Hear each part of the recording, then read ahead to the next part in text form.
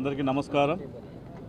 ఈరోజు మా ఆర్థిక శాఖ మంత్రులు పయ్యావుల కేశవ్ గారు మరియు అనంతపురం అర్బన్ ఎమ్మెల్యే అయినటువంటి దగ్గుబాటి ప్రసాద్ గారి సారథ్యంలో అనంతపురం నగరానికి నీటి ఎద్దడి లేకుండా ముందుగానే వేసవి కాలం వచ్చే ముందుగానే మంచినీటి సమస్యను తీర్చే కోసం ఈరోజు 16 MLD యొక్క ప్రాజెక్టుని ఇక్కడ తీసుకురావడం జరిగింది.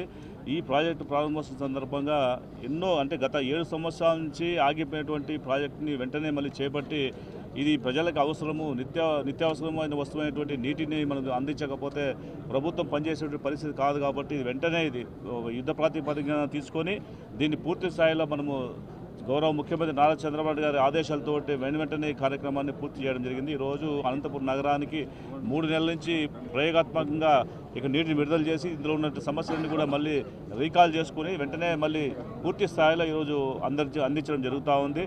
దీనికి ఈరోజు నరేంద్ర మోదీ గారు అదేవిధంగా నారా చంద్రబాబు ఇద్దరు సమిష్టిగా డబుల్ ఇంజిన్ సర్కారు తీసుకొచ్చి ఈరోజు కేంద్ర ప్రభుత్వంలో ఉన్నటువంటి పట్టణాభివృద్ధి శాఖ నుంచి మనోహర్ లాల్ ఖట్టర్ గారు, నేను కూడా కన్సల్టేటివ్ కమిటీలో మెంబర్గా ఉన్నాను, ఆయన చైర్మన్గా ఉన్నారు.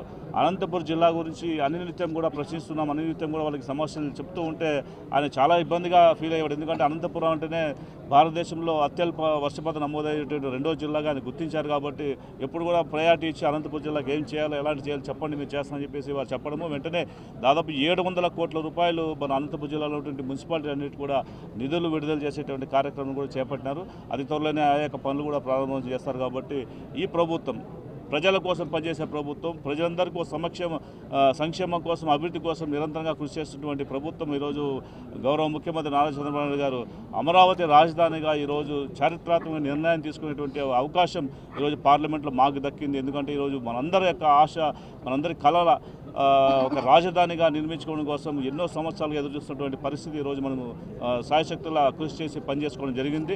తప్పకుండా మన రాజధానితో పాటు అనంతపురంతో పాటు ఆంధ్రప్రదేశ్ అన్నింటిలో కూడా అగ్రగామిగా తీసుకొచ్చేటువంటి ప్రయత్నంలో భాగంగా మన అందరికీ కూడా ఈరోజు కృషి చేస్తున్న పరిస్థితి చూస్తున్నాం. లోకేష్ గారు, చంద్రబాబు నాయుడు గారు, అదేవిధంగా మన ఆర్థిక శాఖ మంత్రి పయ్యావుల కేశవ్ గారు అనునిత్యం కూడా బడ్జెట్లో సమస్యలు ఉన్న, ఆర్థికమైన ఇబ్బందులు ఉన్న అన్ని తొలగిపోయేటట్లుగా చేసుకొని ఈ రాష్ట్రాన్ని అన్ని రంగాల్లో ముందు తీసుకునేటువంటి ఆలోచనతో ముందుకెళ్తున్నాం. కాబట్టి ఈరోజు అనంతపురం జిల్లాని సస్యశాలం చేయడం కోసం నేషనల్ హార్టికల్చర్ బోర్డులో కూడా మాట్లాడ జరిగింది.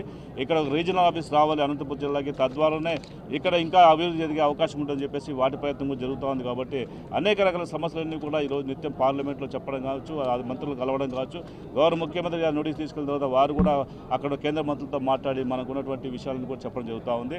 అది త్వరలోనే మన కూడే దగ్గర విమానాశ్రయం పనులు కూడా పయ్యావుల కేశవ్ కూడా మాట్లాడడం జరిగింది. తొందరలోనే ఆ కార్యక్రమం కూడా చేపట్టాలన్నటువంటి ఒక ఆలోచన ముందుకు వస్తున్నాము. కాబట్టి తప్పకుండా అనంతపురం నగరంతో పాటు జిల్లాని అన్ని రంగాల్లో ముందుకు తీసుకెళ్ళడానికి కోసము మా ప్రభుత్వం కృతనిశ్చయంతో ఉందని తెలియజేసుకుంటున్నారు.